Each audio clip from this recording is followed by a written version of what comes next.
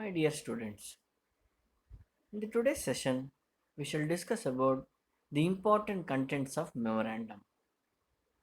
In the previous classes, we came to know about the meaning of memorandum and the purpose of memorandum, that is memorandum of association.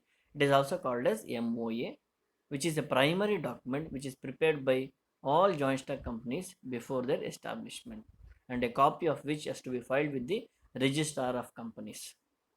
So ಎಲ್ಲ ಕೂಡು ಬಂಡವಾಳ ಸಂಸ್ಥೆ ಶುರು ಆಗೋದಕ್ಕಿಂತ ಮುಂಚೆ ಈ ಪ್ರಮುಖವಾದ ಡಾಕ್ಯುಮೆಂಟ್ಸನ್ನು ಪ್ರಿಪೇರ್ ಮಾಡಬೇಕಾಗಿರುತ್ತೆ. As said earlier, as per the companies act 2013 and the previous acts has laid down the contents of memorandum of association. ಇಲ್ಲಿ ಬರುವಂತಹ ಕಂಟೆಂಟ್ಸು ಅಥವಾ ಕಾಲಮ್ಸು ಅಥವಾ ಕ್ಲಾಸಸ್ ಅಂತ ಏನು ಕರಿತೀವಿ ಅಥವಾ ಪ್ಯಾರಾಗ್ರಾಫ್ಸ್ ಅಂತ ಏನು ಕರಿತೀವಿ, ಇವೆಲ್ಲವೂ ಸಹ ಕಂಪನಿ ಕಾಯ್ದೆಯಲ್ಲೇ ಲಿಖಿತವಾಗಿ ಎಲ್ಲವೂ ನಮೂದಾಗಿರುತ್ತೆ. It is not prepared by anybody. It is specified and clearly explained in the Companies Act 2013 and the other previous acts. The Memorandum of Association is divided into different paragraphs, or it can also be called as clauses.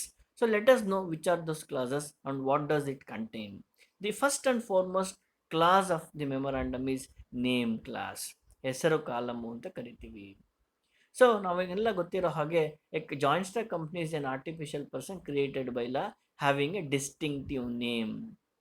ಕಂಪನಿಗೆ ಜೀವ ಇರೋದಿಲ್ಲ, ಅದಕ್ಕೆ ಹೆಸರು ಮಾತ್ರ ಇರುತ್ತೆ. ಆ ಹೆಸರು ನಮೂದಾಗುವಂಥ ಕಾಲಮ್ನೇ ನಾವು ನೇಮ್ ಕ್ಲಾಸ್ ಅಂತ ಹೇಳ್ತೀವಿ. For selection of name there are certain rules and regulations which has to be followed by all the companies before incorporation. ಒಂದು ಕಂಪ್ನಿಗೆ ಹೆಸರನ್ನು ಶುರು ಮಾಡೋದಕ್ಕಿಂತ ಮುಂಚೆ ಒಂದಷ್ಟು ಲೀಗಲ್ ಫಾರ್ಮಾಲಿಟೀಸನ್ನು ಫಾಲೋ ಮಾಡಬೇಕಾಗುತ್ತೆ. The end words of a company should be as per the companies act are: if it is a private company, the company name should end with private limited. If it is a public company, it should end with the word limited. ಖಾಸಗಿ company ಆಗಿದ್ರೆ ಆ ಕಂಪ್ನಿಯ ಕೊನೆ ಪದಗಳು private limited ಆಗಿರಬೇಕು. ಸಾರ್ವಜನಿಕ company ಆಗಿದ್ರೆ ಅದರ ಹೆಸರು ಕೊನೆ ಪದ ಲಿಮಿಟೆಡ್ ಆಗಿರಬೇಕು. And there are certain rules and regulations which has to be followed by every company before the incorporation for considering the name. So it normally a name of your company should not be similar or identical to the any of the other existing name.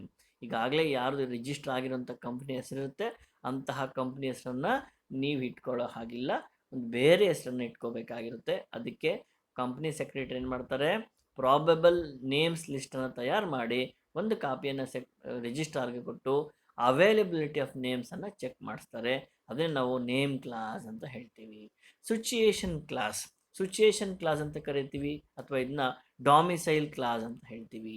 It is nothing but it is a clause which contains the registered office address of a company or state in which the office is registered or situated. ಎಲ್ಲ joint stock ಕಂಪ್ನಿಗಳಿಗೂ ಅವರ ನೋಂದಾಯಿತ ಕಚೇರಿ ವಿಳಾಸ ಕಡ್ಡಾಯವಾಗಿ ಇರಲೇಬೇಕು. ಆ ನೋಂದಾಯಿತ ಕಚೇರಿಯ ವಿಳಾಸ ಏನಿದೆ ಅದನ್ನು ನಮೂದು ಮಾಡುವಂತಹ ಕಾಲಮನ್ನು ನಾವು situation class R domicile clause ಅಂತ ಹೇಳ್ತೀವಿ. ದೆನ್ ಆಬ್ಜೆಕ್ಟ್ಸ್ ಕ್ಲಾಸ್ ಅಂದರೆ ಉದ್ದೇಶಗಳ ಕಾಲಮು ಅಂತ ಹೇಳ್ತೀವಿ. As we all know, every company will have their own objectives. At the time of floating the company it self, the company should specify the probable list of the objects which can be fulfilled by themselves. Normally, company may classify their objects into main objectives and other objectives. So ಉದ್ದೇಶಗಳ column ಅಂತ ಹೇಳ್ತೀವಿ. ಅವರು ಯಾವ್ಯಾವ ಉದ್ದೇಶಗಳನ್ನು ಪೂರೈಕೆ ಮಾಡೋದಕ್ಕೆ ಸಾಧ್ಯವಿದೆಯೋ probable ಲಿಸ್ಟನ್ನು ಏನು ಮಾಡ್ತಾರೆ, ಇದರಲ್ಲಿ ನಮೂದು ಮಾಡ್ತಾರೆ. ಇನ್ನು ಮುಂದಕ್ಕೆ ನೋಡೋದಾದರೆ ಲಯಬಿಲಿಟಿ ಕ್ಲಾಸ್ ಅಂತ ಹೇಳ್ತೀವಿ. ಲಯಬಿಲಿಟಿ ಅಂದ್ರೆ ಏನು, ಹೊಣೆಗಾರಿಕೆಯ ಕಾಲಮು ಅಂತ ಹೇಳ್ತೀವಿ. ಸೊ ಇಲ್ಲಿ ಹೊಣೆಗಾರಿಕೆಯ ಕಾಲಮಲ್ಲಿ ಏನು ಬರುತ್ತೆ, there are 3 types of liability here: limited liability, liabilities limited by guarantee and unlimited liability. So ಈಗ ಸದ್ಯಕ್ಕೆ ನಮಗೆ ಅನ್ಲಿಮಿಟೆಡ್ ಲಯಬಿಲಿಟಿ ಇಲ್ಲ, ಯಾಕಂದರೆ in a joint stock company liability of the shareholders limited by shares ಅಂತ ಹೇಳ್ತೀವಿ.